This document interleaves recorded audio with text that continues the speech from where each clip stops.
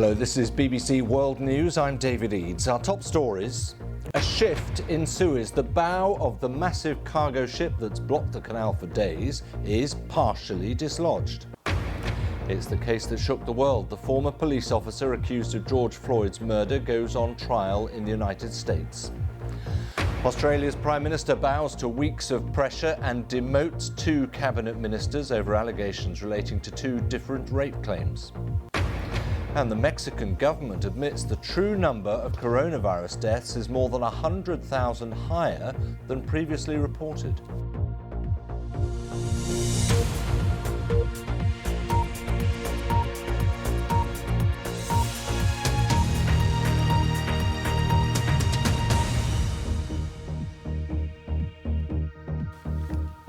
Hello, thanks very much for joining us here on BBC World News. Well, it's taken 6 days already, hasn't it? It's caused delays to tens of billions of dollars worth of trade, but the Ever Given cargo ship, which has been blocking the Suez Canal since last Tuesday, has, we're told, been partially dislodged. There were 12 tugboats working through the night to try to shift the container ship. It was wedged across the canal, of course. Officials say it is now facing 80% in the right direction, but we're also getting word from the Dutch salvage team on the vessel that it's good news so far, but they wouldn't say it's a piece of cake. So clearly a lot of work still to be done.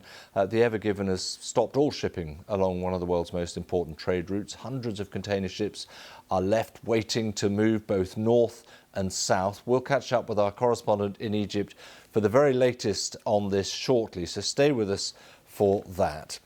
In the meantime, let's focus on the US for a moment, because nearly a year after the death of the black American George Floyd, the trial for murder of the former police officer Derek Chauvin will get underway later in the day with opening statements. Mr. Floyd's death set in motion the biggest protest scene in the US since the civil rights movement of the 1960s. Mr. Chauvin is charged with 2 counts of murder and 1 of manslaughter, as our correspondent Lebo Diseko reports from Minneapolis.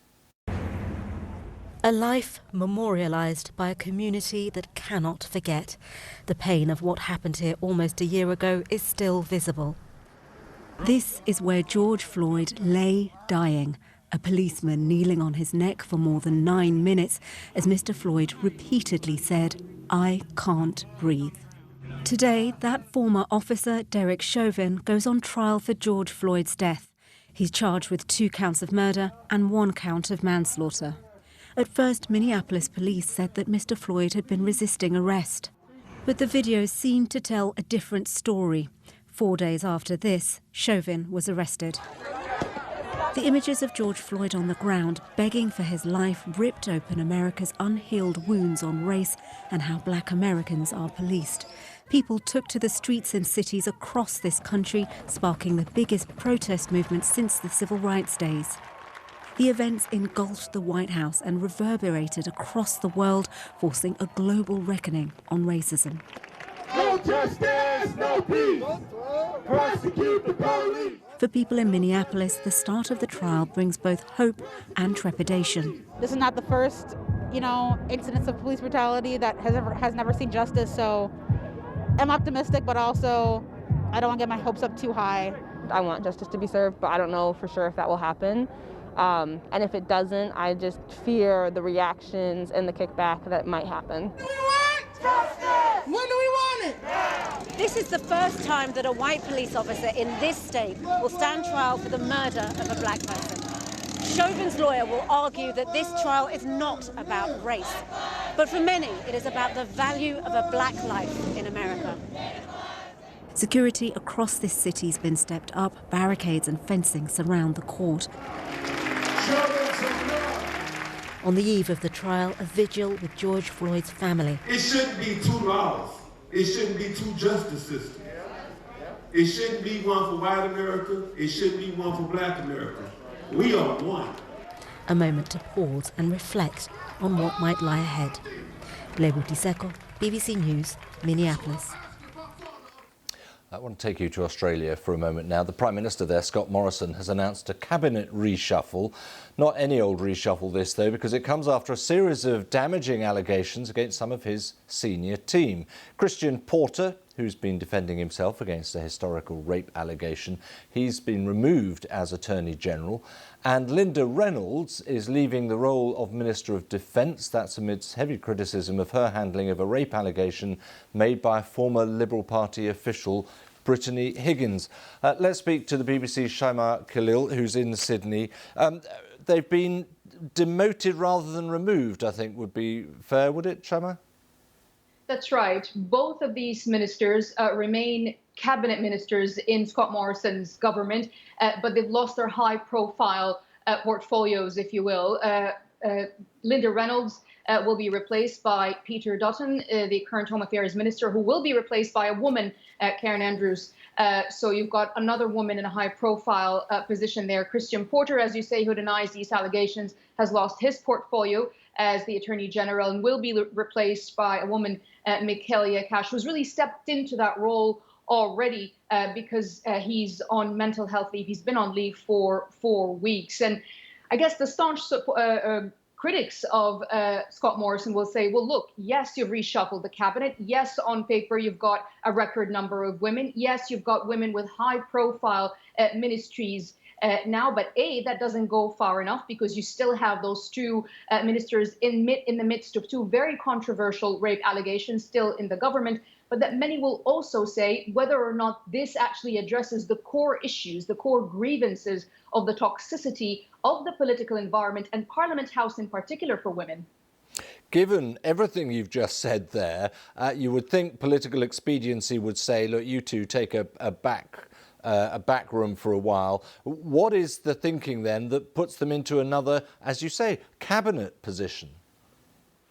Scott Morrison's rhetoric has been so adamant throughout this whole controversy. It's almost like there were parallel lines. On one hand, his government has been shaken to the core, not just by these rape allegations, not just by the women within Parliament and the MPs coming forward. And I've been speaking to women MPs, one of whom told me that at one point she was harassed so badly she was terrified of coming into Parliament House. It was so toxic. You had thousands of women rallying on the streets. Scott Morrison saying, I hear you, I'm going to change things. But then he's been putting so much political capital and political support behind his ministers. He has been questioned about this time and time again.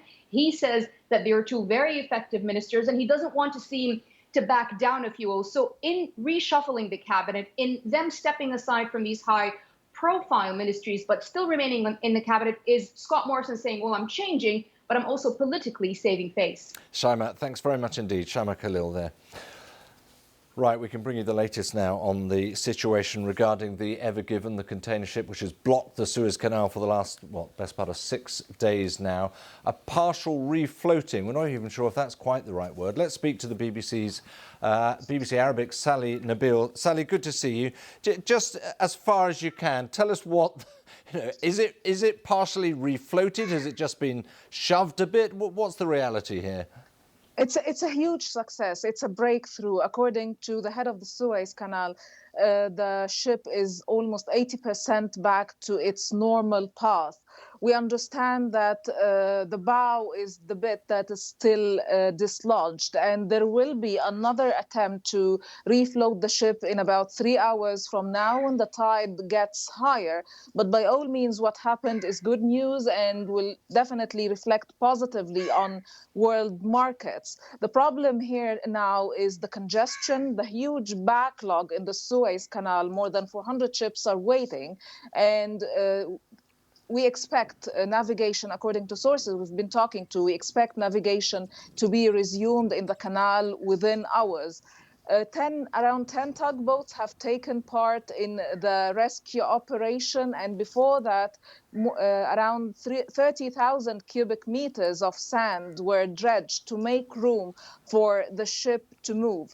Once it is fully refloated, the ship can't operate straight away. It has to be checked first to see if any damage has been caused to the body. But as I said, what happened today will definitely be reflected positively on global markets, on oil prices. The congestion in this waterway was a huge problem. It had a clear impact on global trade because more than 10% of global trade passes through the Suez Canal. So we'll be waiting for the next 2 to 3 hours to see what the next maneuver is going to result in. But so far, the mood here is positive. It's pretty optimistic that this crisis is about to come to an end. Right, just briefly then, if it is facing 80% in the right direction, even if it can't move, can traffic start to flow again? So far, no. There is no news, no official statements about when can we expect navigation to be resumed in the Suez Canal. It might happen within hours, but so far navigation is still at standstill. Many ships are stranded, and we will just wait for the ship to be fully refloated so that things can go back to normal. OK, Sally, thank you very much indeed for the latest there. Obviously, we'll keep close watch on that. And just to repeat what the head of the salvage operation was saying, it is not going to be, as he put it, a piece of cake yet in getting the Ever Given back out of the way. We'll keep our eyes on that. The Mexican government has published a report which says that the actual figure of COVID-19 related deaths in the country is far higher than previously acknowledged. The report stated that according to data on excess deaths, the number of people to have died over the expected number in any given year amounts to more than 320,000. Effectively, that is the coronavirus damage done, if you like. From Mexico City, Will Grant reports. As Mexicans still reeled from the news that the country has surpassed 200,000 deaths from COVID, it's now increasingly clear that that figure was a gross underestimate. The government itself has now admitted that the real figure is some 60% higher, more than 320,000 lives lost from the virus. There are several reasons for the difference. From the very beginning, testing in Mexico has been far lower than in other parts of the world. As the pandemic worsened, many of those infected with COVID-19 were unable to find a bed in the public hospitals, and many thousands died at home, partly explaining the discrepancy between the statistics. But critics have also blamed the president, Andrés Manuel López Obrador. He is accused of constantly downplaying the severity of the crisis, of not ordering a swift lockdown. Even now, he refuses to wear a face mask in many public settings. The government said it had to strike a balance between lockdown and keeping the economy afloat. And it insists it's working hard to obtain vaccines from around the world, with 2.5 million doses coming from the United States and more from China. However, the rollout has been patchy at best, with big cities still chronically underserved. Whether the excess deaths figures place Mexico above Brazil in the number of COVID-19 related deaths is hard to know for sure, but certainly it underlines the severity of the problem in the country. A great many people are still dying from the disease on a daily basis, and unless the vaccination programme picks up soon, many more will add to the grim total before the situation is truly brought under control. Will Grant, BBC News, Mexico City. Now, talk about lockdown. The Australian city of Brisbane is going into a 3-day lockdown after more cases of COVID-19 were confirmed there. Like most of Australia, the state of Queensland has barely seen any coronavirus in the community for the last few months. But this snap lockdown has been introduced after 4 new cases were identified in the past 24 hours. A third wave of coronavirus infections is gathering pace in mainland Europe. Germany's Chancellor Angela Merkel has urged regional leaders to impose tougher restrictions. In France, Paris is 1 week now into a month-long lockdown aimed at stopping the spread of infection. As for England, here, well, 12 weeks of lockdown have begun to ease. From today, friends and families will be reunited and team sports can resume in a major relaxation of restrictions to allow far greater freedom outdoors. The Prime Minister, Boris Johnson, has warned that we must remain cautious nonetheless. Here's our political correspondent, Chris Mason. Ilkeston in Derbyshire, and it's just gone midnight. The rules now mean outdoor sport in England is legal again. And the cycle club here are making the most of it with a nocturnal pedal. Give us a wave and a shout. In England from today, the stay-at-home rule is gone. It means up to 6 people or 2 households can meet outdoors, including in private gardens. In Scotland, the stay-at-home rule will change to stay local from the 2nd of April. That's this Friday. In Northern Ireland, 6 people from 2 households will be able to meet in a private garden from Thursday. And in Wales, the stay local rule was scrapped on Saturday. In England, golf courses reopened this morning and the hardy can plunge into an outdoor swimming pool. But these baby steps back towards normality will be accompanied by a soundtrack of caution. An infected person releases particles into the air by coughing, talking or simply breathing. The government will repeatedly emphasise meetups must be outside and socially distanced because the risk of transmission inside, where ventilation is poorer, is much, much greater. Chris Mason, BBC News. Well, do stay with us here on BBC World News. Coming up in a moment, you'll understand why they're saying stay indoors. These are pictures coming to us from the Portuguese island of Madeira. We'll give you more on the extent of this storm warning.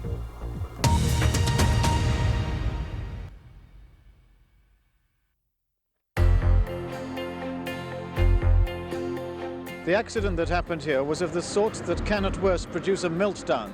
In this case, the precautions worked, but they didn't work quite well enough to prevent some old fears about the safety features of these stations from resurfacing.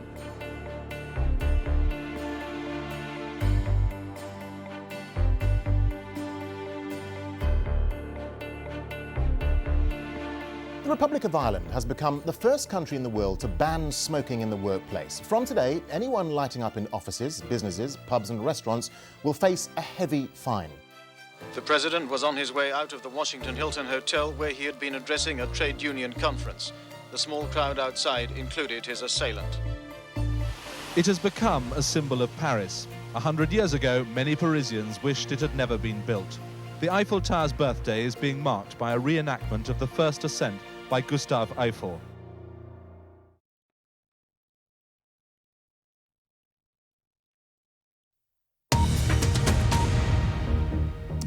Hello again, you're watching BBC World News with me, David Eads. The latest headlines.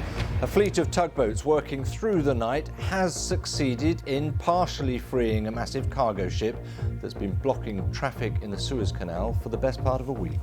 The former police officer accused of George Floyd's murder goes on trial in the United States.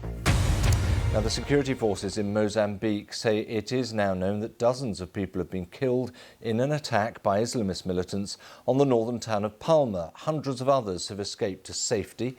The authorities defended their own response after some survivors said they were left to fend for themselves during the assault, which began back on Wednesday. Violence has been increasing in the region in the last few years now. Well, the Anglican Bishop Manuel Ernesto joins me now. He's in Nampula in Mozambique. Your Excellency, thank you very much indeed for giving us some of your time. You have been up to Cabo Delgado to see for yourself what's going on there. What did you see and what did some of those you met have to tell you? Thank you very much for having me. Yes, I have been in Cabo Delgado, especially in Anquave Shore area. We were able to visit some of the camps and also receive those who were able to escape from Palma. What we have seen is some of them who came from Palma, they can't even speak. They are terrified, and they are telling us that many are still in the forest, trying just to be rescued. So, what is essentially? I understand that they are terror-stricken, effectively. What sort of things are they being subjected to? Because we are hearing some of the most awful stories of brutality coming out. Yes, they are telling stories of people being decapitated, and at least the person what we talked, they seen at least 2 people decapitated, but they fear more about the violent armed conflict because they were caught the crossfire, and they fear just they can be just found. That's why they are in the forest. So they are not just safe, and for a sort of a humanitarian corridor where civilians can just come out of this and find a safe place. Right. So, but they are basically telling the stories of the terror and decapitation, and so that's what we have heard from the civilians. I just want to ask you one other point, if I may. I mean, we understand they are described as Islamist militants linked to IS, linked to Islamic State group. But, I mean, you're a Catholic bishop going up into the area. Is this targeted or is it random in terms of who is at risk? Well, what we are saying here is that they are not attacking a particular group, either other people. They are everyone, and civilians and properties and all livelihoods or anything that can support life in the region. But they are not targeting a particular group, or say Christians. No, Muslims and Christians are all at risk. OK, well, look, we're going to leave it there. The line is not great, but thank you so much for contributing to our understanding of what is going up in Cabo Delgado. Manuel Ernesto, thank you very much indeed. Thank you. Thank you. Now, Indonesia's state energy company says it's trying to control a huge fire at one of its oil refineries. Nearly 1,000 people have been evacuated from villages close to this facility in the West Java province. I mean, the pictures tell the story, don't they? 5 people being treated in hospital for burns. 15 others have suffered minor injuries. The firm, that's Pertamina, says the cause of the fire wasn't clear, but it began during a lightning storm.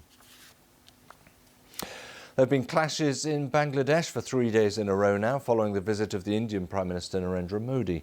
A dozen protesters have died and more have been injured. The BBC's Azadeh Moshiri has this. Flames and violence in Bangladesh in the wake of Indian Prime Minister Narendra Modi's visit. He left on Saturday, but the chaos is still fresh and palpable. Many were injured and some were killed in clashes with police, who fired tear gas and rubber bullets at Islamist protesters. Hindu temples were attacked and a train has been vandalized.